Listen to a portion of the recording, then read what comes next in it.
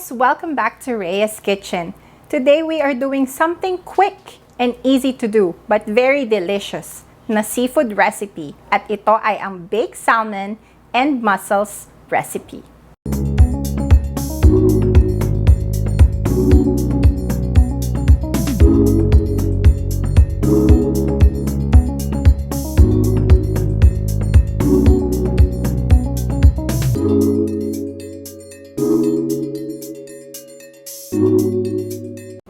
So guys, since today we are on the go and I am looking for something easy to prepare but very delicious, gagawin ko tong recipe na to with very minimal ingredients. At ito nga ay yung baked salmon and baked mussels recipe. So let's get started. So for this recipe, the ingredients that we need are, of course, our salmon. This is a salmon fillet. Matatagpuan nyo to sa inyong mga local supermarkets. And we have mussels. Ito nga palang mussels na to, it is fresh. Pinakuluan ko muna siya para bumuka yung shell niya. And then, inayos ko lang siya sa isang lalagyan. And what else do we need? We need sriracha sauce. We need mayonnaise. We need cheese. And ito nga pala yung favorite kong cheese, yung Tex-Mex cheese. Kasi halo siya ng quesadilla, mozzarella, cheddar, and Monterey Jack. So, ito yung preferred ko para sa recipe na to. And we have onion soup mix. And of course, yung ating parsley flakes. And yun lang guys. So, gawin na natin. So guys, like what I said, napakadali lang nitong gawin. So, we have our bowl here. Ito na yung ating onion mix. Ang gagawin muna natin is yung ating baked salmon. So, yung paggamit ng onion mix, depende yan kung gaano kalaki yung inyong salmon. Okay? So, yan lang yung ating onion mix. Maglalagay tayo ng mayo. Ayan. And then, ihahalo lang natin siya. Pwede pa kayong magdagdag ng mayo kung gusto nyo.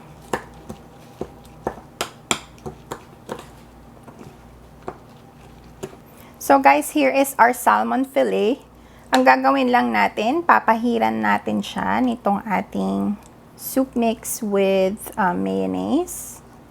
Hindi ko na nga pala sinison yung salmon natin ng salt and pepper kasi yung ating onion soup mix, medyo may pagkaalat na siya. So, we don't really need it. Pero, kung gusto nyo na medyo maalat-alat, then, you can add salt and pepper.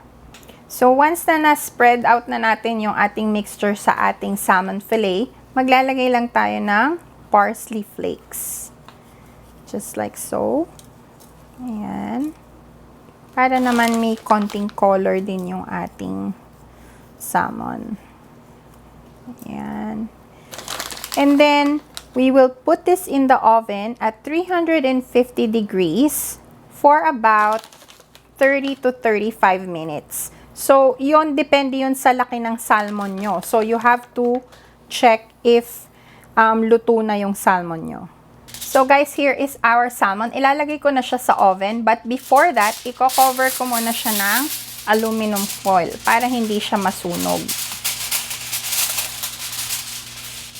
So guys, let's do the mixture for our mussels. So ang ilalagay lang muna natin is yung ating sriracha sauce.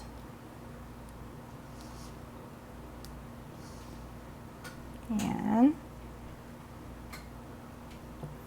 And then, again, mayonnaise. Okay, and then ihalo lang natin.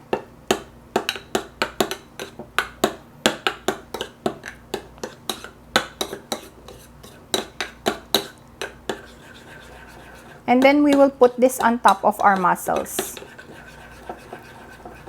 So guys, here is our mussels. So lalagyan lang natin ng sriracha mayo mixture yung ating mussels. Just like that. Yan. Makikita nyo dalawa yung laman na mussels ng iba kasi natanggal na siya sa shell. So ayan. So, yan guys, tapos na nating lagyan ng mayo and sriracha yung ating mussels. Our last step is lalagyan natin siya ng cheese. And ito, pwede nyong ikalat lang na ganyan. Yan. Promise, masarap to, guys. So, guys, yung mussels natin, we will bake this for only 10 minutes. Okay? So, ilalagay ko na rin siya here. Dalawa. Ayan. Okay. Yan na, guys. Ready na yung ating salmon and yung ating mussels. So, lagay ko muna yung salmon natin dyan. And yung ating mussels. OMG, guys. Tingnan nyo naman. So cheesy. Ay. Yan. So, guys, ito naman yung ating salmon. Oh my gosh. Ang sarap niyan. And para mukha siyang fancy and makat yung lansa ng ating salmon, lalagyan natin siya ng lemon. Yan. Sa taas lang. This is totally optional. You can do this. You can also opt out to do this one kung wala naman kayong lemon. So guys, ready na ang ating baked salmon and baked mussels. Ayan, since mainit pa siya. Ito yung ating salmon. Ayan. Bango. And of course, yung ating baked mussels or baked tahong. Ayan. So, since dadalhin ko siya sa handaan or sa mini gathering, konti lang yung titikman natin. So, guys, it's tikiman time!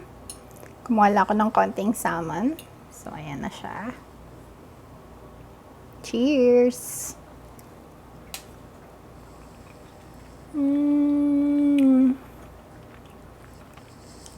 Ang sarap. Very creamy and perfectly cooked ang ating salmon.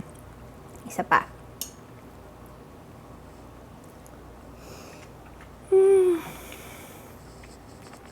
Sarap. Okay. Doon naman tayo sa baked mussel or tahong. Bababa ko muna siya. Tignan naman yung cheese niyan. Oh.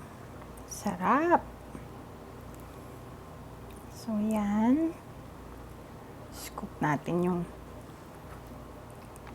tahong natin.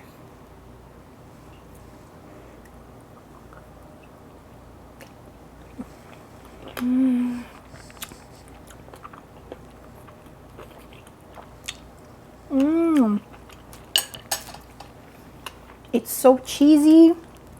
May kick from our sriracha. It's so good. Sana matry nyo din siya at home very soon.